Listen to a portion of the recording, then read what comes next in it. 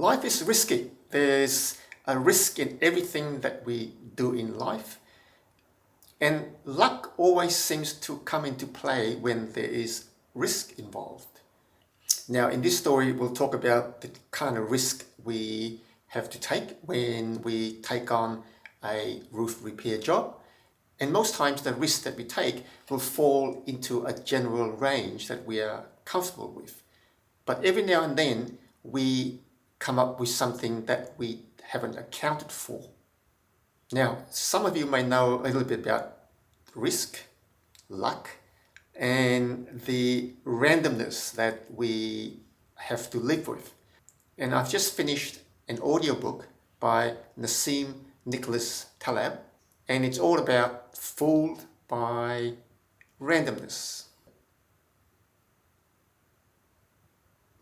And in his book, Nassim talks about how we live our lives governed by a set of principles that are based on a set of data that is limited. And we do this because we cannot cope with this thing called randomness. Now, most of our lives falls within the parameter of what's generally normal. And it is an area where we are kind of comfortable with the risk that we take.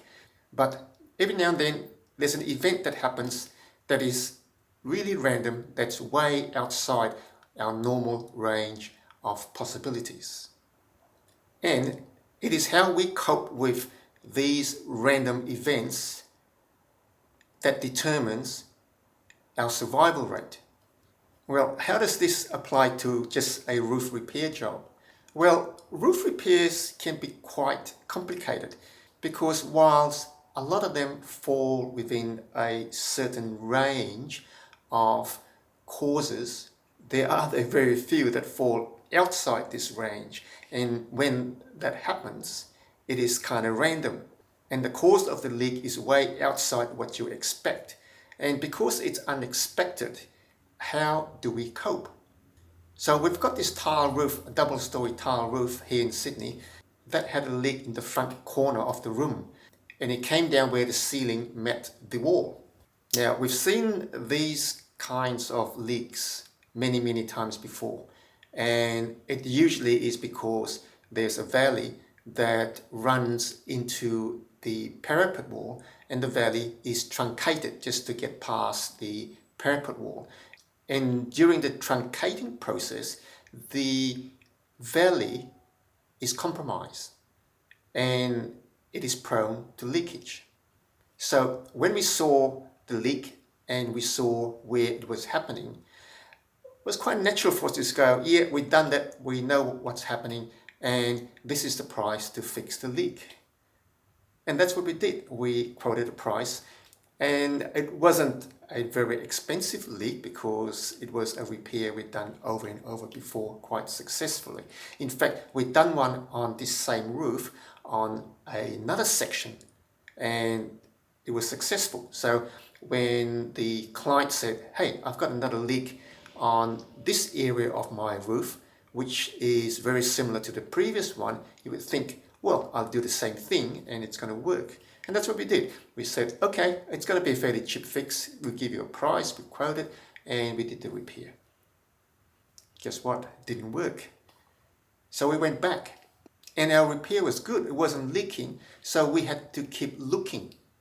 So we did more work, we did more flashing work, and we did more work to the valley, and we also did work to the parapet, and then we thought maybe that's what's causing it, and this should be good. Guess what? When it rained, it leaked again. So we went back a third time, and because now we've eliminated a lot of the potential areas where it was leaking, our field of search went wider. So we took more tiles off. We discovered an area where we saw that the sarking was torn, and we thought, well, maybe that's what's causing it. The water's, you've got torn sarking during very heavy rain, water's gone in through the hole in the sarking, and then it's run down the ceiling. And at this point, we realized that the ceiling underneath was raked at an angle. So we knew that if the origin of the leak was up here, the result could be down the bottom. And that's what we saw. The result was down the bottom. So we kept going upstream to look for potential areas of leakage. So repaired the sarking. It rained. And it still leaked. Now, at this juncture, we were losing money on this job. This was going to be a fourth time now that we had to go back on the job to try to figure out why it was still leaking. And we knew that there was one area, quite random, that possibly could be leaking. And this is right at the top of the valley. We'd seen situations before where the top of the valley just wasn't detailed properly, and that hid a lot of problems, and that was where we had water ingress. So the fourth time around, we took the capping off at the top of the valley. And we were really happy that we saw what we did, because by some random chance, the roofer that had laid this roof had put the valley in, and then he had folded the valley backwards and not detailed it correctly, and it didn't have a decent turn up.